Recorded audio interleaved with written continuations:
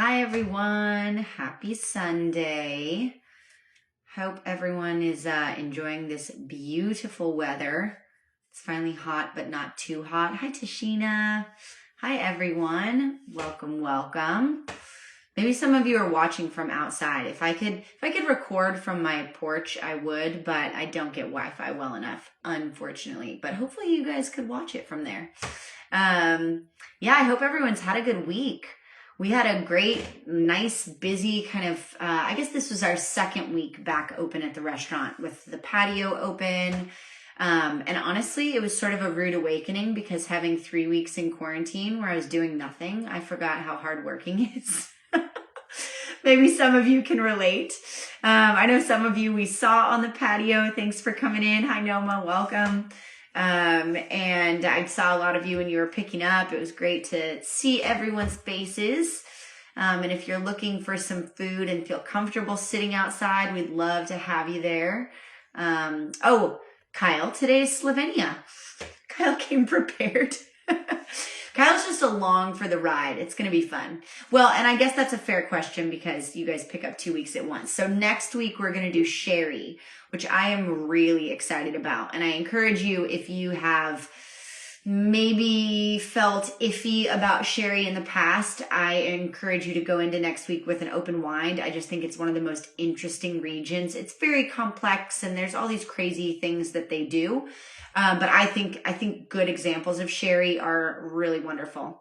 Oh, did the paper say Slovenia was next week? That's a mistake if so. It should say August 2nd for sherry. I'm sorry, August 2nd for Slovenia and August 9th for sherry. I hope I did that right. I really hope I did that right. I'm pretty sure I put Slovenia on like the website and stuff. Oh goodness, I hope. Yeah, we're doing Slovenia today. So these are the wines that you should be cracking open. And if you did open the sherry, don't worry because it could stay open for a week. So you can just stick it back in your fridge and get these open. Yeah, so we're tasting the Teran white and the Stoka red. And Slovenia, I actually had to do a lot of research for this week because it's one of those regions that we don't hear that much about, at least when you're like going to SOM school. Eastern Europe is really underserved in terms of how much information is readily available. And it's a bummer because the wines are amazing and they have Slovenia's wine history actually predates Italy, Germany, France. Before even the Romans. Most countries in Europe, the Romans were the first, not all, but a good amount of European countries, the Romans were the first ones to introduce winemaking. But it actually existed in Slovenia before that with the Celtic tribes and the Illyrian tribes. I always hear Illyria, and I'm not sure if that was like part of the Greek islands. I should look that up. But I know there was Illyrian influence and Celtic influence, and they were both making wine. And apparently Slovenia brags about having the oldest grapevine in the world, but I couldn't exactly find more information on that. So I'm not really sure what it means, but they're very proud of their wine heritage. Has anyone been to Slovenia? Slovenia, out of curiosity? I know my brother, hi Amy, hi Michael, hi all you people. My brother was just there in February. He and I met I went to London for a week to visit a friend. And I met my brother in Hungary for a couple days. And he spent a whole month going around Eastern Europe and he loved Slovenia. So if he jumps on here, he'll have to chime in. He said it was the best wine he drank the whole time and that everywhere had their own local stuff and it was all fabulous and it all went with all the food. Oh yeah. So oldest vine is in Maribor. Amazing. And that's great to have you guys on here because you guys actually import these wines or represent them. So I hope I'm doing them justice. I got a lot of information from your site because there's not that much out there. Oh, Tashina, you've been to Slovenia. Amazing. Very close to Cherenko. Perfect. I've never been to Eastern Europe yet. Hungary was my first venture into Eastern Europe and it's barely Eastern Europe. So I guess worth mentioning, let's really quick, I was just going to show you this map, my favorite thing to do, because I think maybe a lot of us might not know exactly where it is. And I do realize this is backwards on Instagram and I really apologize. but this is a zoomed in version of Slovenia, but this is the Adriatic Sea right here. And then this is Croatia all the way around here. And then Hungary is up here. And then Austria is up here. And Italy just comes in right. I'm trying to do this backwards. Italy comes in right down here. So it's interesting because it seems like they would have most of this border on the Adriatic, but this little spit of Italy sticks out right there. So the only shore they actually have on the Adriatic is this little pink area right here. So it's mostly landlocked, and it historically has always served as sort of a border region between East and West. I guess even going back to kind of the heart of the Roman Empire, it was sort of smack dab in the middle and was still kind of thought of as a border region between the East, you know, what is now Croatia and everything East, and then what is now Italy and everything West. So it's a small little region, but it's unique in that it has influences from kind of the more romantic, you know, Roman-based cultures in Italy to the west, the Germanic cultures to the north with Hungary and Austria, and then the Slavic cultures to the east. So it's a fun little confluence of various effects. But yeah, I guess we can go ahead and I guess we sort of were getting started. It's very small, Slovenia.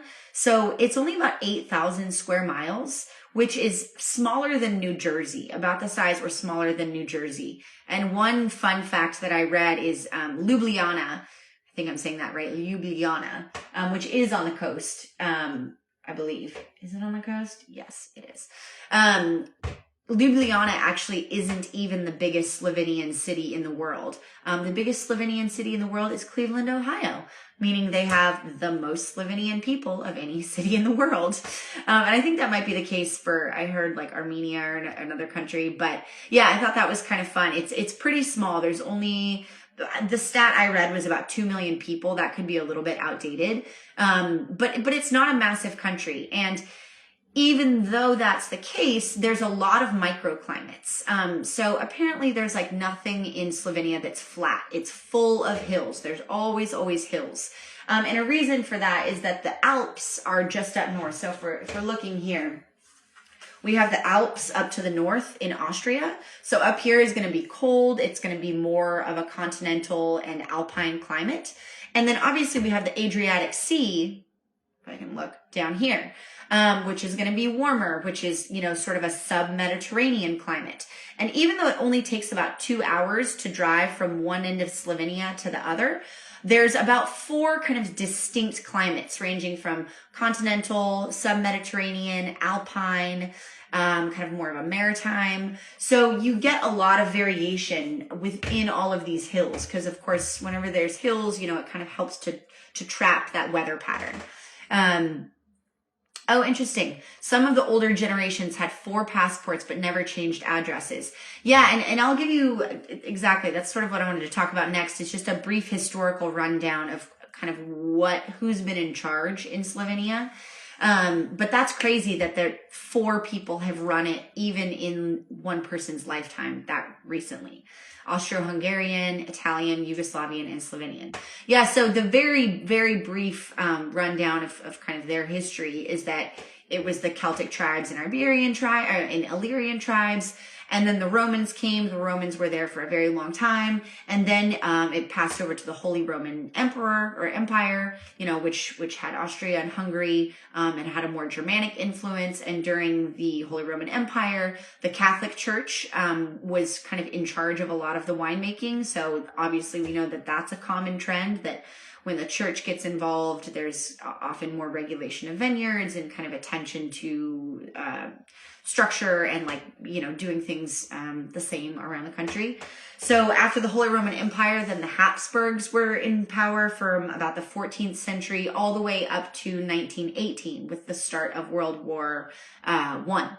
And during World War I and then into World War II, that's when, you know, it was sort of, part of it was with Italy for a little while, and then things got divided. Basically, they were drawing the lines after World War I and World War II after World War I, they were splitting is when they created Italy, essentially. And so a lot of Eastern Italy used to be more Slovenian, if I'm getting that right. People spoke Slovenian and there were same cultures and communities. And so the border that they drew on the western edge of Slovenia with Italy kind of split a lot of things right down the middle. And that's why the eastern wine regions of Italy, Friuli, Venezia, Friulia, they have a lot of similarities with Western oh my God, I can't talk, with Western Slovenia. You get what I'm trying to say. So then after World War II, then it became Yugoslavia and part of the Eastern Bloc. So it wasn't until, that got split up in the early 90s, 1991, that they actually got Slovenian independence. And I guess because Slovenia was at the northern part of Yugoslavia, they were able to escape a lot of the violence, obviously, that went on there with Bosnia, Serbia, Croatia. And so they got lucky in that regards. They didn't have as much bloodshed. But yeah, they didn't become an independent country until 1991. And then they joined the European Union in 2004. So I guess that makes sense. If someone was born in, 1915, they would first be Austro-Hungarian, then Italian, then Yugoslavian, Slovenian, and now they probably have an EU passport too. But yeah, a lot happening in a small little place. So a lot of rich cultural history. And then in terms of the geography, like we just talked about, there's a lot of kind of distinction between the various regions. So the two wines, I guess, just to look at this map one more time, there's sort of three, even though it looks like this is sort of one larger region, there's three distinct wine pockets. The one up here in the northeast is closest to Hungary, and that's going to be the oldest region. That's where it predates the Romans, where there's vineyards that have been around for over 2,000 years. This one, and that is, I'm going to butcher these pronunciations, but Podravia, I believe. And then in the middle, Posavia is the least planted, and has, I guess, sort of the wines with the least amount of distinction coming from there, or at least recognized. And then over here, this is Primoria. And these wines are getting the most attention on the the international stage. And it's probably because they have more in common maybe with Italy. I'm not quite sure of the region or the reason.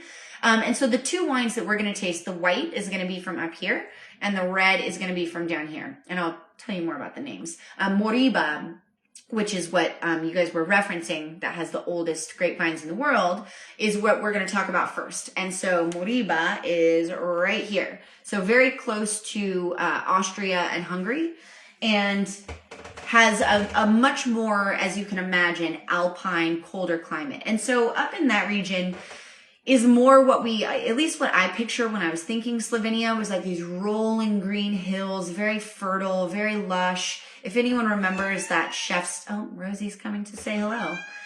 If anyone's remembers that Chef's Table episode from season 1, where they did that lovely woman cook or chef who had the little like B&B in Slovenia. I believe she's more over in that area, but those kind of striking green hills and lakes and rivers, and it's a very fertile region. And the reasoning for that is that you're getting all of this runoff from the Alps. You're also getting a little bit of the Mediterranean influence, kind of that warming influence. So it just creates a very kind of fertile region. Rosie, what are you doing? You stay put? Okay. So that's where we're going first. So this is Maribor. I tried to find better pronunciations, and Google Translate wasn't even giving me anything. So I'm sorry for butchering these. But the soil there is one of the most unique things. And you have these old sedimentary soils. It used to be a sea, the Pannonian Sea.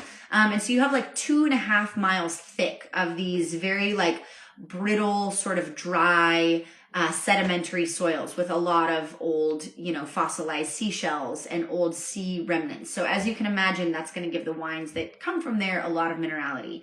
And because everything's on hills, everyone's planting on these very steep slopes. Oh, perfect. That's right. So where Cherenko, I'm glad you have here to like help give me some fun facts along the way. Where Cherenko is, which is this winery right here that we're going to talk about, Stayerska is the Slovenian side of Styria in Austria. So yeah, it used to be called Lower Styria and used to be more part of Austria and of that kind of like Austro-Hungarian region, I believe. And so the wines from there tend to share a lot more in common with Austria and Hungary than they do with Italy. So I believe like 85%, if not more, of the wines that are made in this region, in this Northeast region, are going to be white wines. White, sparkling, and dessert, which would make sense because if you guys remember back to when we talked about Hungary, obviously Hungary is very big on the sweet wine scene. So they kind of take some of that influence. They also make a good amount of sparkling, but it's almost all white grape production. There's not much red at all. Oh, Anna Ross. Thank you. I always forget her name. I need to go back and watch that one. She was great. And it made me want to go to Slovenia. It looked like a fairy tale land. So, yes. So Maribor, the soils almost look like these slate soils, except they have this real, what's the word I'm looking for? Not Mediterranean, but oceanic sort of influence. So let's talk a little bit about Teran. One interesting thing to know about these Slovenian winemakers is that most of the it's a very rich part of their history, meaning that a lot of people know how to make wine. And it wasn't ever necessarily for profit or to sell it, but it's a big part of their culture that they would make their own wine and drink it.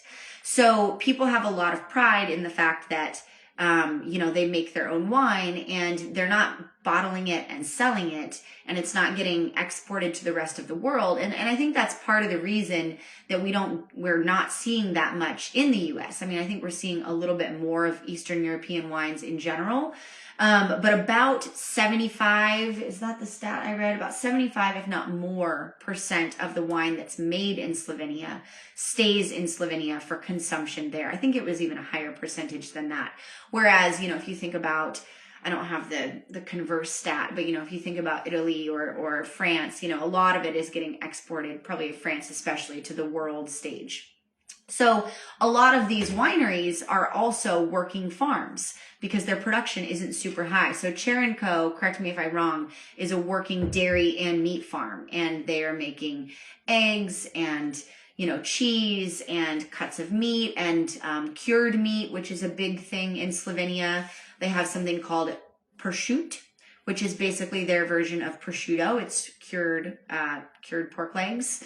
And then they'll also do like salted steak as well. Yeah, and I apologize if you weren't able to find Slovenian wines, if you weren't in Portland. I was talking to Abby, who tastes from Austin, and they're not in Austin right now. And so I recommended to her to look for Friulian wines because again, it's the kind of the closest, more well-known region, and you wouldn't be able to find something similar to this because this is from the east, but you might be able to find a Rofosco from over there. So Teran here is a working farm. They're also, I guess they bake bread daily. I got this from you guys' website, but they bake bread daily from wheat that they have and rye that they have ground and milled there. So they're sort of all inclusive. And they are sustainably farming and wild fermenting and all that good stuff. Both of these wines are in that boat. But let's go ahead and taste it, and we can talk about the varietals that are in here. So it's a big old liter bottle, so I hope you guys are excited about that. Stayerska is the region, like we talked about, that little pocket tucked next to Hungary. I do not know how to pronounce this properly. I think it's I'm not going to try. But I believe it refers to the little village where they are made, where they have their vineyard planted. I think that's right. But Teran is the name of the winery. All right, Rosie is like making biscuits on my lap and it's really distracting me. So let's put this in the glass. And I know you guys are all pros after last week's blind tasting, which was really fun, by the way. So let's look at it and tell me what you guys are thinking. Rosie, you're not being super helpful right now. Yeah, you can just chill here for a minute. So what do you guys think about the color here? Definitely, I would say more on the, light, fresh, young, bright side of things, kind of that straw yellow, bright, maybe a little bit of green hues to it. Definitely not noticing any oxidation or any orange color. I hope you guys agree. Tell me what you guys are guessing on the alcohol or the sugar level by looking at the legs or the tears. I actually don't know. Oh, yeah. Both of these wines are fairly low alcohol, which tells you something about the climate, like right there. Light pale, almost like sparkling. Yeah, absolutely. Yeah, it's very pale, so we can probably safely assume there's not much skin maceration, cold soaking, something like that. Probably just pressed right off the skins for freshness. Where this wine will really start to show is on the nose. So, legs. Yeah, I mean, I would say the legs they're not super thick. They're kind of quick to form, and mine are not showing a whole lot. They're moving fairly fast. This is only 11% alcohol, although I do believe there's like 1.6 grams residual sugar, which is really small. You probably would not even be able to detect it. And I'm assuming the winemakers left it there just as a little counterbalance to the acidity. So I don't want to give away what the acidity is, but we'll be able to taste it. And you can imagine, again, because it's from a pretty cold climate. So let's smell it. Sprinters. Totally. That's a great description for these legs. I would agree with that. So let's smell it and tell me what you guys are picking up. If I was blind tasting this, I would probably lean towards one grape primarily, but tell me what you guys are picking up on the nose.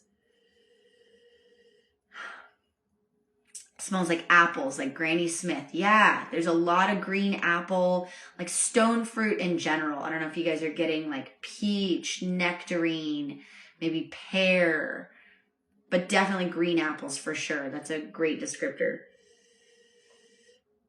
Maybe even a little bit floral. Any like jasmine, maybe even a little bit of like tropical fruit. Is anyone picking up any, like just a hint, not overly ripe by any means, but almost like a really fresh, like pineapple or lychee or something? I think this is a really aromatic wine. So drinking it out of a big glass, but it would make sense when we talk about what the varietals are. So after we taste it and kind of talk about what it's tasting like, we'll talk about the breakdown of the varietals and what a field blend means, because this is a field blend. So, or mostly a field blend.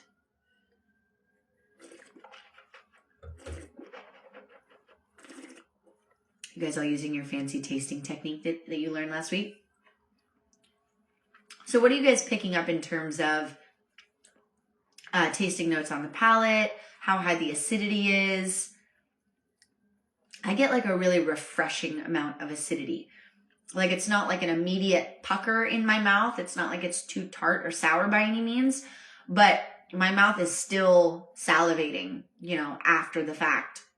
And in a very refreshing way, I would say. Any notes in terms of extra tasting notes, or is the palate confirming the nose? I'm still getting a lot of those really like fresh fruit, stone fruit.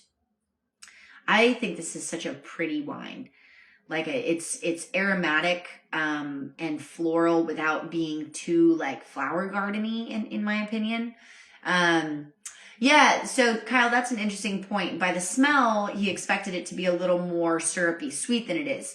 Yeah, and I wouldn't call this sweet at all. I mean, I know just because I read that there's 1.7 grams of residual sugar, but that's tiny. I mean, the Prosecco that we had last week, which was lightly sweet, was 17 grams. So just a touch. So this is a dry wine by most standards. Fresh, kind of a tartish apple, Meyer lemon taste, clean, good before dinner. Yeah, I wouldn't say this wine is not intended for aging by any means. It doesn't see oak. I mean, you're probably guessing just by this, not to give it away, but it's made in stainless steel, as you can imagine. It's not spending a lot of time on the lees. They're not trying to give it, a lot of richness or any of that kind of like nutty or leesy or brioche. That that's not the goal with this. When a winemaker is making a wine like this, same kind of with Prosecco, they're really trying to preserve the aromatics of these grape varietals and have it be like fresh and a little bit floral and fruity and all that good stuff. So do you guys have any guesses? And maybe I can't remember if I listed it, but any guesses on what the grape varietals in here would be or what it reminds you of? So I can read you some of them in Slovenian. See if I'll butcher these. But Lasky Riesling is one of them. Again, I don't know if I'm saying that right. In Hungary, it's also called Welsh Riesling. It's basically a mutation of Riesling. And so that's one of the predominant grapes in here. There's also Sauvignon Blanc. And so from the Riesling, we could definitely, I think Riesling is what I would guess just by smelling this, because you definitely get that stone fruit, those really pretty stone fruit aromatics. But there's also Sauvignon Blanc in here too, which is grown pretty commonly in the western part of Slovenia and also in that eastern part of Italy, that Friuli region. Sauvignon Blanc is one of the main varietals. So it looks like it's sort of made its way east. And is being grown here. But when you get that little hint of like tropical notes, maybe you picked up a little bit of like greenness, which would be the pyrrhizines, the compound that lives in Sauvignon Blanc and gives it that kind of like herbaceous green taste. So a little bit of that lives in here as well. Rizvanec is Müller Thurgau essentially. So we had a Hungarian influence grape in here. We had an Italian influence grape. The Müller Thurgau is coming more from Austria and from Germany. So this is a fun wine because it kind of represents to me like how much of a melting pot Slovenia kind of is between these various cultures. Müller Thurgau, you get a little bit of aromatics as well, really nice acidity. And also growing at Cherenko, and I couldn't find the exact breakdown on what is in here, but the other white grapes that they grow are Gewürztraminer, Yellow Muscat, Chardonnay a little bit, and Pinot Blanc and Pinot Gris. So I don't know exactly if or how much of those varietals are in here. A field blend means that they pick, if you guys aren't familiar with the term, normally with a wine that is a blend of different varietals, you pick all the varietals separately, probably on different days, depending on their ripeness level. Like maybe you pick the Sauvignon Blanc, then you pick the Chardonnay, and then you pick the Riesling, and you ferment them separately, and then you blend them in to taste and see how much you should mix together. A field blend, they pick everything on the same day and they ferment it all together. So I believe with this one, what I read is that the aromatic varietals, the most aromatic varietals, they blended separately. So I would guess that would be the Riesling and maybe if there's a little bit of Gewürztraminer. And then everything else they picked together and fermented together. So it's a fun way for a winemaker to express the terroir of their vineyard, because they're saying like this is a snapshot in time of all these different varietals that were growing here. And maybe some were more ripe and some were less ripe. But with a field blend, often that balances out, because with the riper fruit, you're going to get, more of the fruitiness. And with the less ripe grapes, you're going to get acidity. So it kind of, if it's done well, it can still be a really balanced wine. I'm a big fan. I think it's a great choice of a wine I've never seen before. Great. I'm glad you're liking it, Sarah. Yeah, I discovered this wine like a year or two ago, and I think it's great as well. It's a great introduction to Slovenian wines, which most people haven't tried. And it's not trying to, win any major awards on ageability, and you don't want to stick it in your cellar for 10 years. But, I think it's versatile in terms of, yes, it's great during the summer when the weather's warm and it's going to be aromatic and crisp and fresh. But you could also drink it in the winter, Is there a reason that corks are still used usually in wine bottles and still have caps, or is it done based on tradition? Oh, we could have a whole conversation about corks someday, but the quick version is that corks do give a wine breathability. So if you want to age a wine, which is the case mostly for red wines, although often for Chardonnay or Riesling, then winemakers generally feel strongly about using a cork because it allows just a little bit of a transfer of oxygen and breathability through to the wine. So often the people are using, a cap like this or a screw cap, or a glass closure on white wines or rosés that are intended to be drank in their youth, because it doesn't allow any oxygen, and the wine could become reductive if it sat there for 5 to 10 years and didn't have any contact with oxygen whatsoever. I mean, there is a big risk also. There's a whole debate about corks. People are using synthetic corks often now, but you want to make sure they are breathable. But when you use 100% real cork, there's a high risk of corkiness.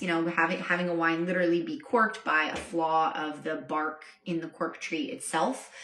So people have very different opinions. And I mean, if you go to the Southern Hemisphere, it's very acceptable now for screw cap closures, especially for nice wines. And even for wines that they want to age for short periods of time, they've developed screw closures that allow just a little bit of breathability. But with a wine like this, with a pop top on it, they're kind of telling you, like, drink this now, enjoy it. It's a liter, drink it and have fun is what I would read from that. So yeah, I hope you guys like it. What would you pair with this wine? Out of curiosity. Rosie, what are you doing? What are you doing? She's just having a little love fest here. We'll talk about this with the red wine especially, but we mentioned prosciutto is a big delicacy there, which is their version of prosciutto. They do a lot of cured meats there. And again, we'll talk about it with the red, but I guess one of their specialties is they'll do like a salted rare steak that goes really well with the red wine we're about to drink. But there's a lot of cheese, there's a lot of dairy. A wine with high acidity like this and pretty aromatics, I could see being really great with like a nice creamy cheese and some fresh fruit, like a nice simple kind of summer meal, some cured meats. Anything with like saltiness in it goes really well with acidity like this. Obviously we could steal from Italians and do like melon and prosciutto would be great. Ooh, having a smoked cheese and it's good with that. That is great to know, Wendy.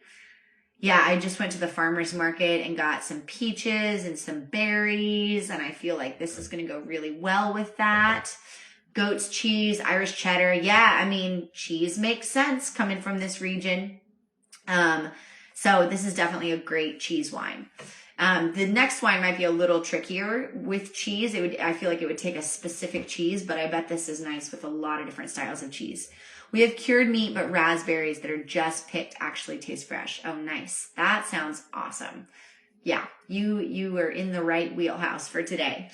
All right, well, let's jump over to the red. I need to, hang on. I'm just going to drink this real quick. It won't hit me for the next 20 minutes, so we'll be fine. Because I have a cat in my lap and I don't have an extra wine glass.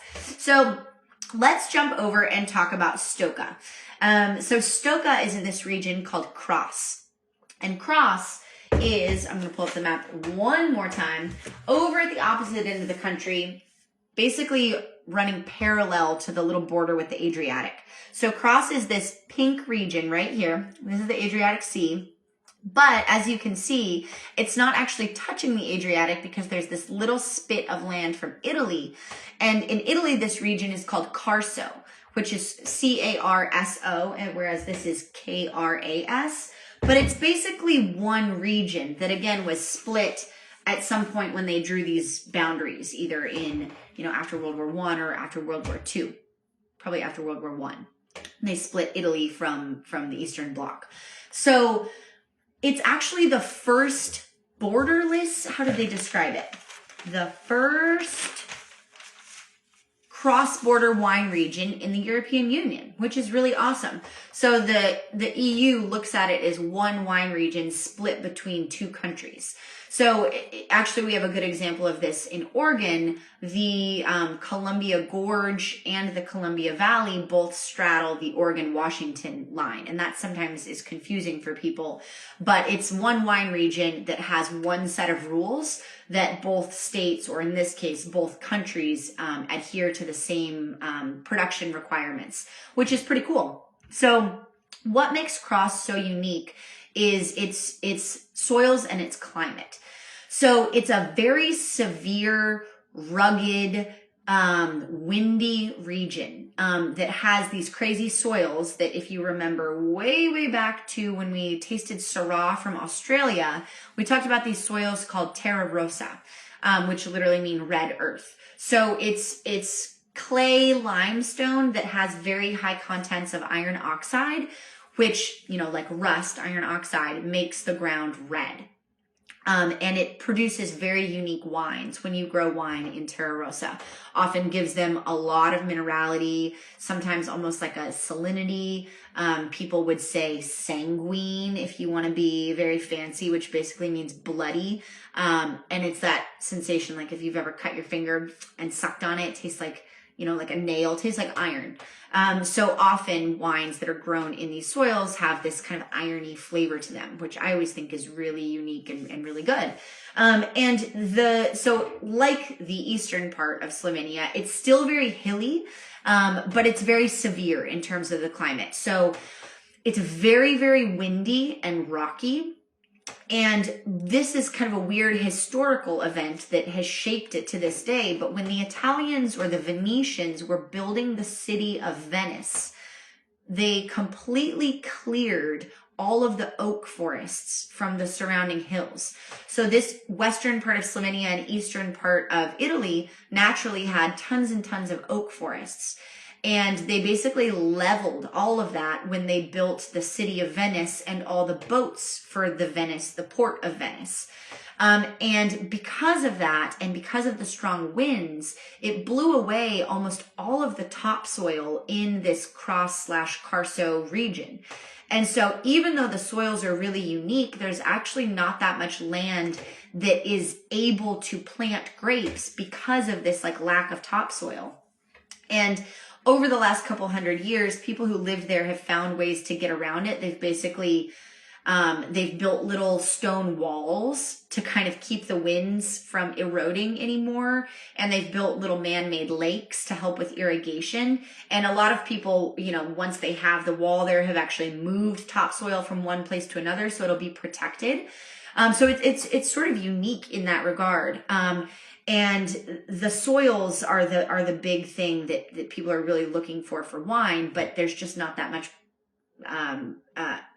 workable land that they can plant them in. So this family has had this land for over 200 years. They're completely organic and dry farmed. The only fertilizer they use is their cow manure. They're biodynamic. I don't know if they're certified, but they're practicing biodynamic farming. And their family, they refounded the winery in 1989. One thing I should mention, we've talked about this with Hungary. Maybe Hungary is the only one, but with communism, suddenly all of these small independent producers were not allowed to make wine and sell it themselves anymore. Everything had to be commercialized for the state, for the communist state. And so the winemakers were suddenly just grape growers. So you could grow your own grapes and then you would ship them to these big, massive industrialized co-ops. And then if you had any grapes left over, small amounts, you were allowed to make it into wine, but only drink it yourself. So you couldn't bottle it and sell it. So before, and also phylloxera hit in the late 1800s. Point is, there was all of these indigenous varietals, and phylloxera helped to knock a lot of them out. And then when it got to communism, the people in charge essentially mandated the planting of international varietals, like more French, European varietals, because they were standardizing the winemaking.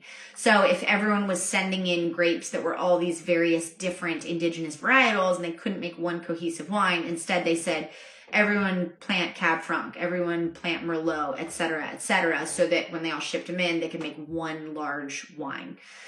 So as you can imagine, that meant the loss of a lot more indigenous varietals. So there's a movement, in the last 20, 30 years, since the fall of communism, to keep planting, and, maybe there's only a couple plants left of these certain varietals, and they're grafting them and slowly kind of building them up again. So the big grape in this, in the region of Cross, so Teran is actually not the name of the varietal. Teran is like saying Sancerre. It's the region tied to a specific grape. So the grape varietal is Refosco, which is grown, as you can imagine, in eastern Italy as well.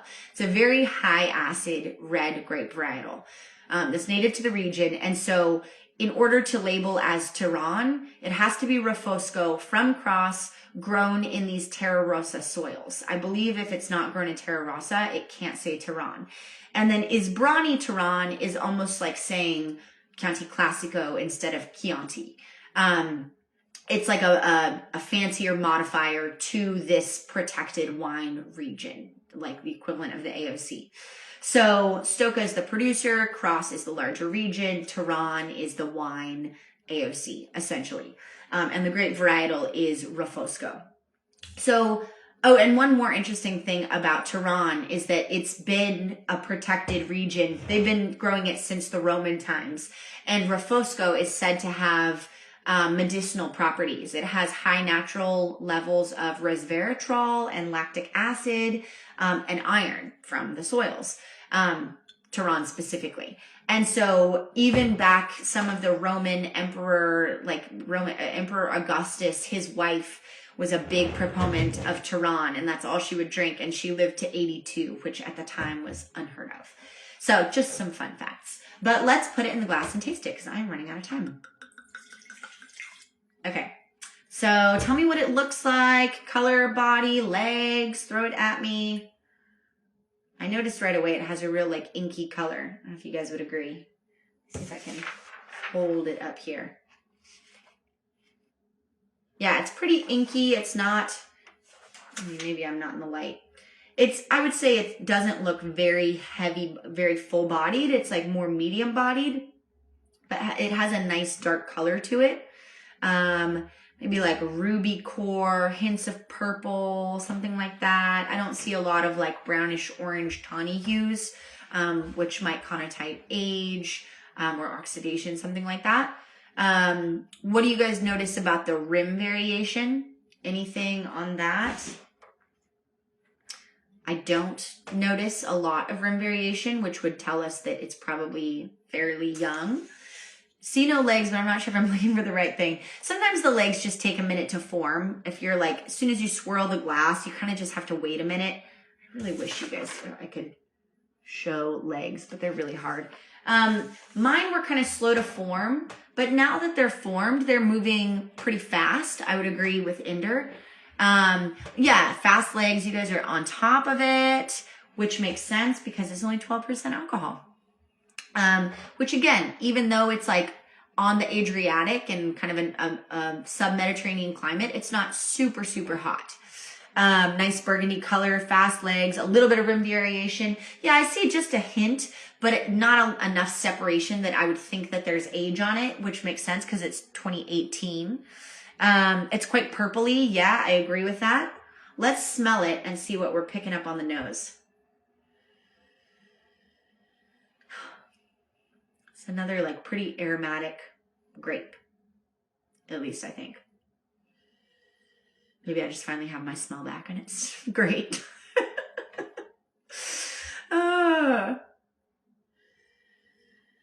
Yeah, what are you guys picking up on the nose? I get a lot of fall fruit. Yeah, I get a lot of dark berries, I don't know, blackberry, boysenberry.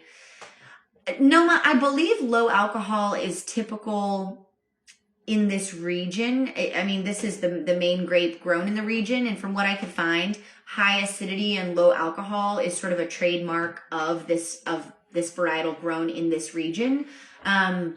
So it could be just that the grape naturally doesn't have as high sugar levels, but it also could be that the region just doesn't get as hot. Yeah, like plums.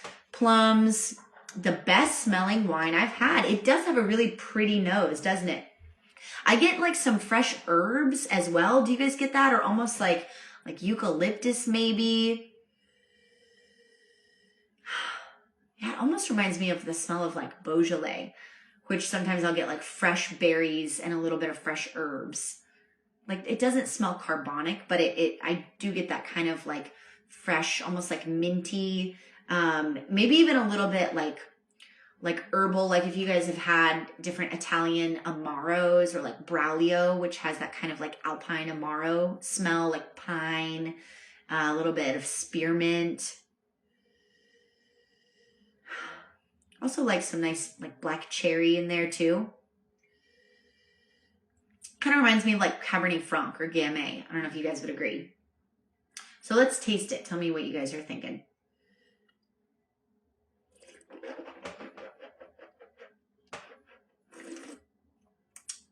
Yeah, sweet earthiness. I would agree. Ooh, hi Mel, welcome. Pop it in here. Tell me what you guys think about the acidity and the tannin. I think both are pretty pronounced. And I think that even if I had guessed from the nose that, oh, this smells like Gamay, I think once I tasted it, the tannin level and maybe even the acidity would throw me off.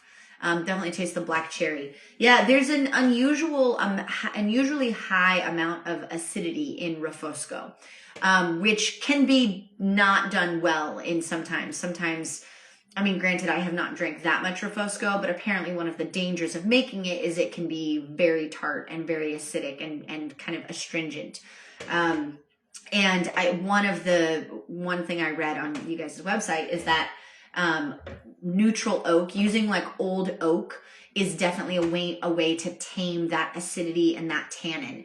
And so I think if you made this wine in stainless steel, the acidity might be a little bit more intense and maybe not in a pleasant way. But they make a point of saying that they always use used oak barrels. And the oak tannin kind of helps to mellow out the acidity and the high tannin in the grape itself.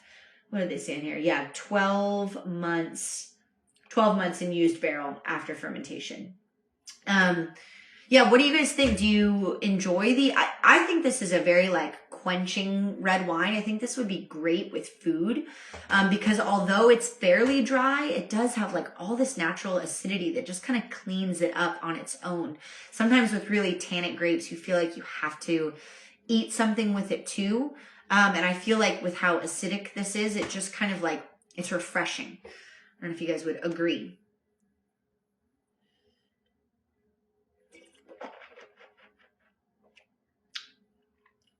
And I do think, this is a good like summer red with grilled meats. Again, cured meats are the classic pairing. So how does the used versus new barrel affect it? If you put new oak on this, you would taste the oak itself more. So it would impart more of like the oaky flavor, which ends up tasting like a lot of baking spices. It would have this kind of like sweet, like cinnamony, clove, allspice. Depending on how much they toast the barrel, it might also give it this kind of like rich toasted flavor as well, a little bit of like creaminess. So if it's a brand new barrel, you're going to get a lot of that, and you're going to get this richer, kind of sweeter taste on the wine that's going to meld with the fruit flavors, but also kind of cover them up and at least just change them. So in the case of these winemakers, they're not trying to cover up the natural like flavor of the grape, but they want to use so oak has tannins too, just like grapes do. And so the oak tannins help to soften out the structure of the wine itself. So they're trying to get the structural help from the oak without the flavor of the oak. And by using oak barrels, they can achieve that. New barrels basically give you more flavor. And the tannins would be stronger too. So it would really give this kind of like smooth but powerful mouthfeel to the wine. So winemakers who just want to soften it up but don't want to change the flavor, used oak is helpful. New oak would tame the acid as well, for sure. It would definitely do that. It might even do it too much, but it would also just change the flavor of the wine. And it would take away like that nice, natural, refreshing, like juicy, fruity flavor. Would taste almost like richer, toastier, a little bit sweeter maybe, and it would have this like cinnamon clove, like vanilla, maybe vanilla, not quite, but kind of this baking spice component. So yeah, they're just trying to kind of soften the acidity a little bit. But yeah, so one of the classic pairings with this is that rare steak. They do like a salted rare steak. Anything that has a lot of acidity is great with saltiness or spice. And this has that. So cured meat, something like that prosciutto or any kind of like salty cured meat would be wonderful with this. Kind of a super sour candy sensation, like warheads are similar. Yeah, I agree. It's like a much mellower version of like a black cherry warhead. And you know, I'm curious, what do you guys think about it? Is it too acidic for you? I like acidity.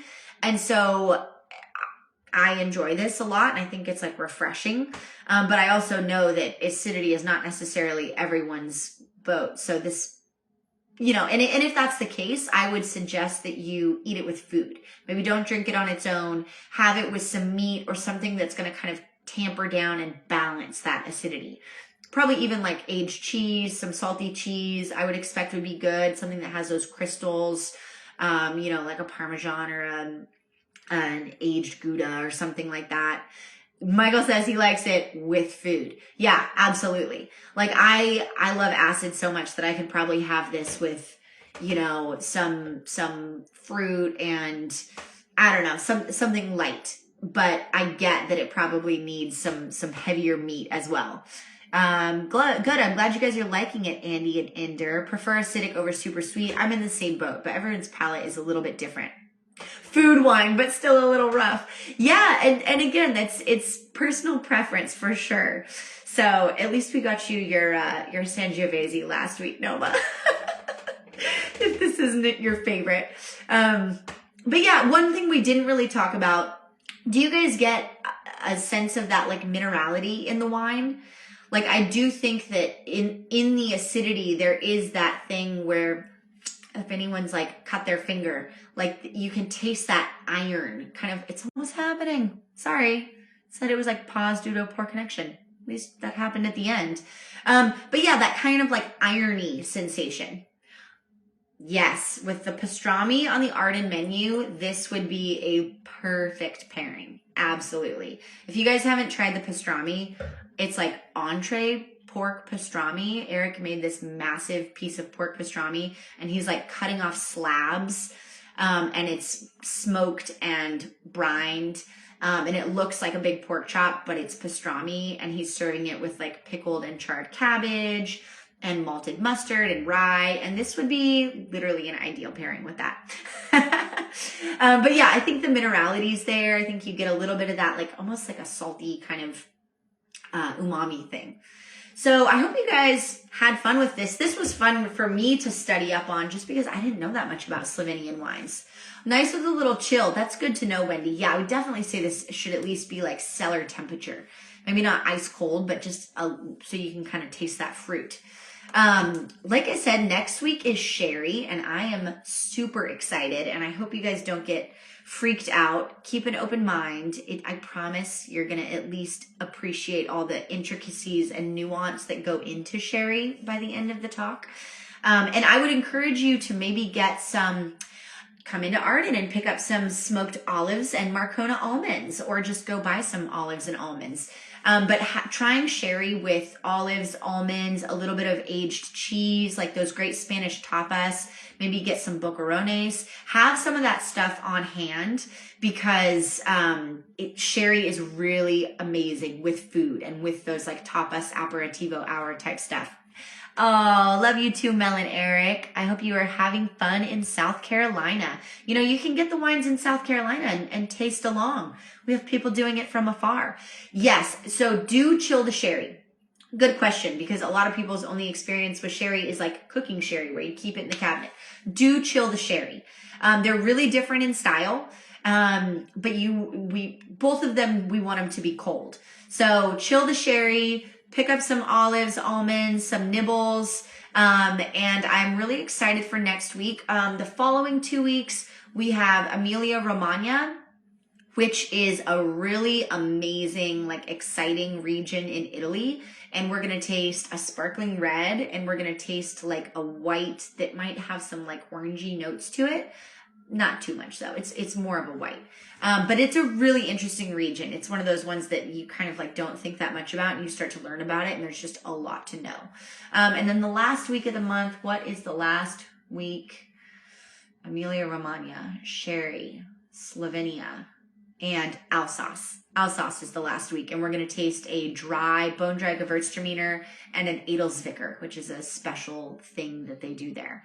And then we're going to take the last week off. Then we'll do another blind tasting in September, because so many of you said that you enjoyed that. Yay! So we might make it just a once a month thing for however long we keep doing this. The next 4 months till there's a cure. All right, guys. Well, go enjoy the rest of your Sunday. Hopefully, go to the store, get some prosciutto and some cheese to drink with the rest of these wines. And looking forward to seeing you next week for sherry. And enjoy this beautiful weather. Okay, lots of love. See you later.